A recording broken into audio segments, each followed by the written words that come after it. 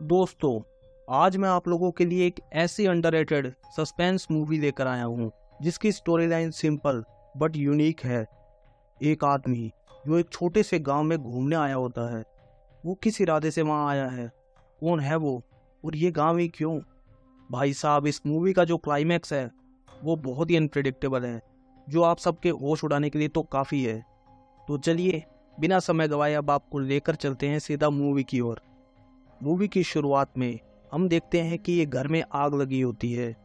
ये घर किसका है और आग कैसे लगी, इन सब सवालों के जवाब तो मूवी हमें आगे चल कर देती है।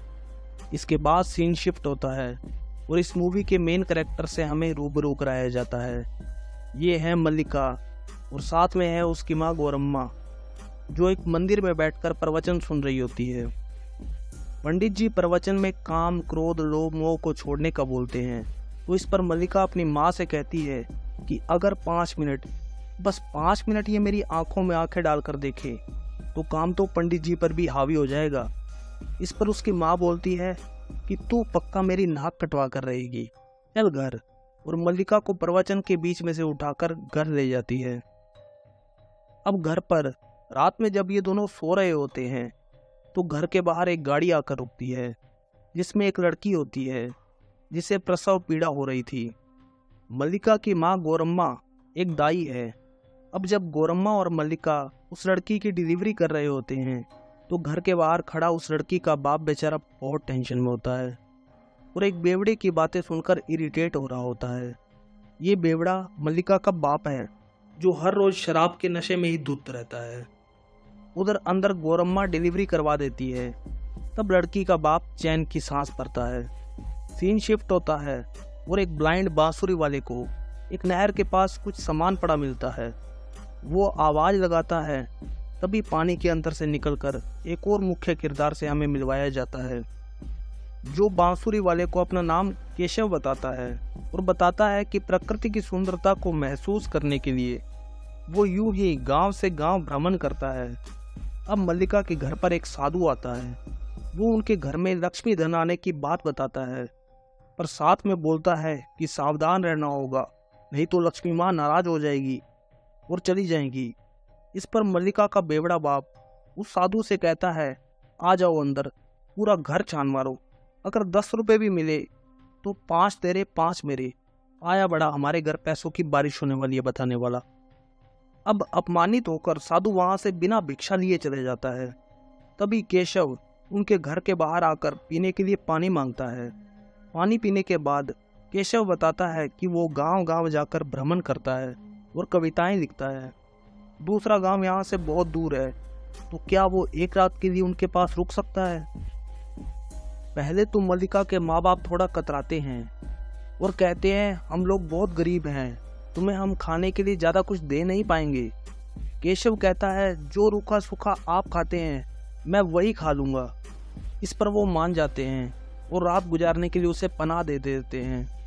अब सुबह उठकर मल्लिका जब केशव को चाय देती है तो उसकी बॉडी देखकर थोड़ा अट्रैक्ट होने लगती है।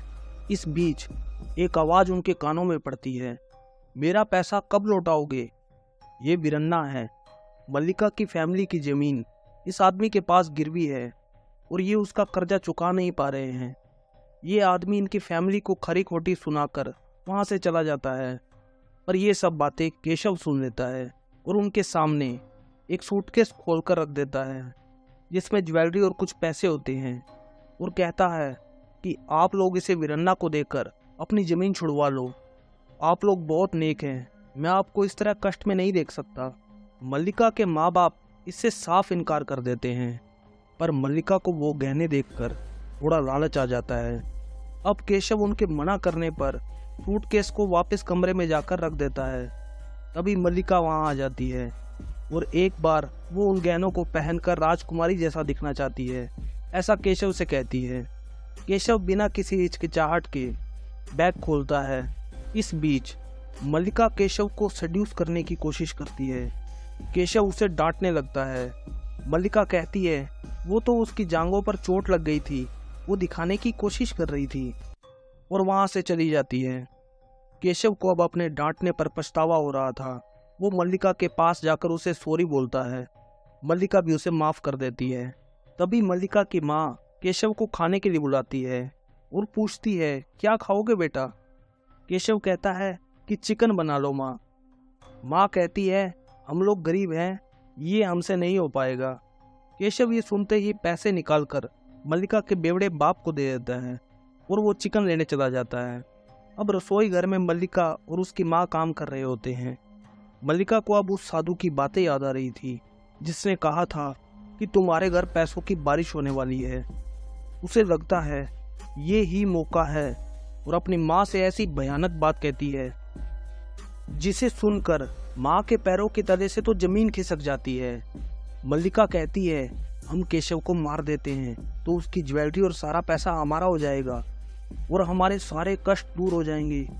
तभी मल्लिका का बेवड़ा बाप बाजार से सामान लेकर वापस आ जाता है।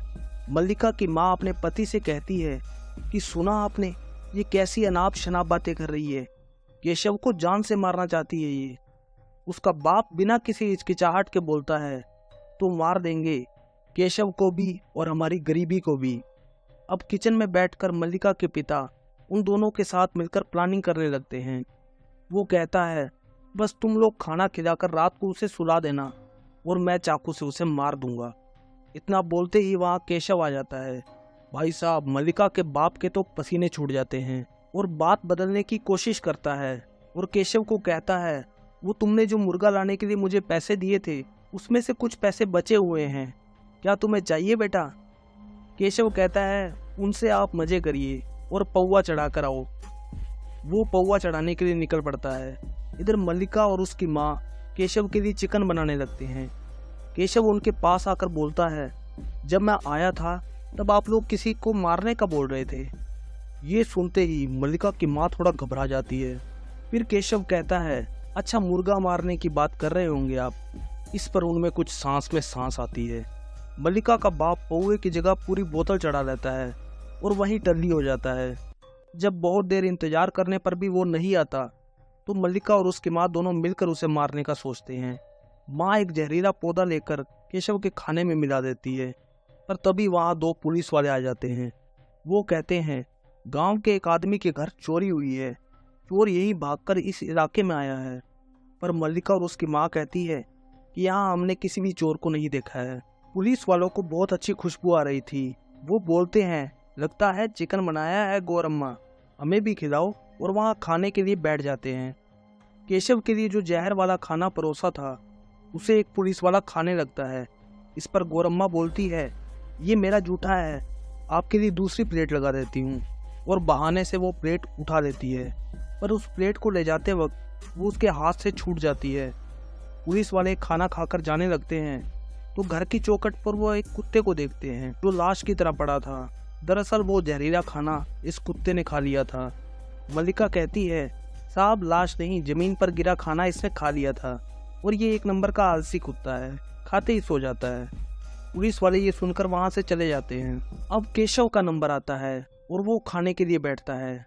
खाना खाकर वो सोने के लिए सीधा चला जाता है। मल्लिका उसे आराम से सोया देख अपनी माँ से कहती है, तुमने इसे जहर वाला खाना नहीं दिया ना माँ?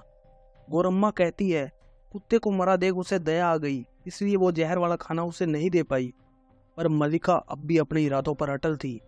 वो चाकू लेकर केशव को मारने जाती है और बेरहमी से उसका गला काट देती है। गौरम्मा ये देख चिल्ला पड़ती है। तभी वहाँ वो बांसुरी वाला अंधा आदमी गुजर रहा होता है। वो केशव के जूतों को छूकर बोलता है, गौरम्मा आपके घर कोई मेहमान आया है क्या? और आप चिल्ला क्यों रही थी, कोई परेशानी है? तभी मल्लिका वहाँ पर आकर उसे डांट कर भगा देती है।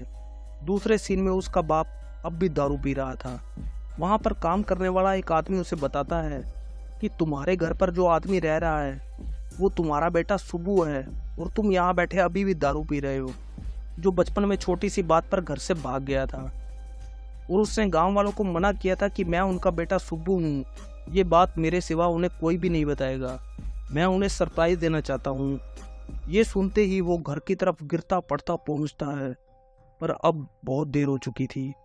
वो मर चुका था। उसका बाप फूट फूट कर रोने लगता है। माँ और मल्लिका को जब ये पता चलता है तो वो सब रो रो कर बेहाल हो जाते हैं। और प्रायश्चित करने के लिए वो जहर वाला खाना खाने लगते हैं और घर में आग लगा देते हैं। ये आग में झुलसता हुआ वही घर है जो मूवी की शुरुआत में हमें दिखाया गया था। इसी के साथ मूवी यहीं खत्म हो जाती है।